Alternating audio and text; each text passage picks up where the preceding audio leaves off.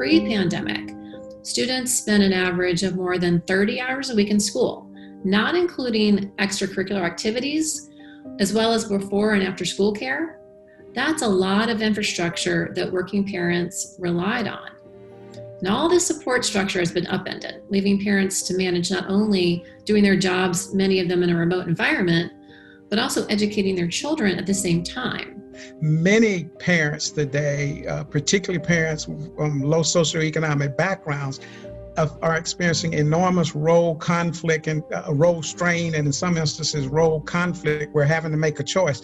Do I stay home and educate my kids and work with my kids online, or do I go to this job that, pays the rent and things of that nature? And what we observe is that unemployment rates, of course, have increased, but they have increased more for women.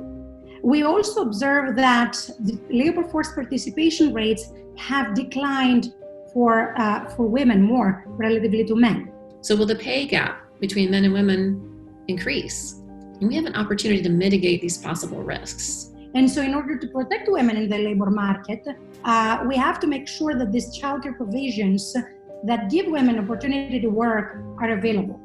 Our report also cites a concern with the pandemic that could widen student achievement gaps that currently exist because of disparities in attainment based on race, ethnicity, and socioeconomic status. Kids who find themselves concentrated in schools in communities of extreme poverty and hyper-segregation, in older, deteriorating buildings where hunger and food insecurity were issues. I think COVID-19 has exacerbated those situations, making the ability to learn and access to high quality education more problematic than it was prior to the pandemic.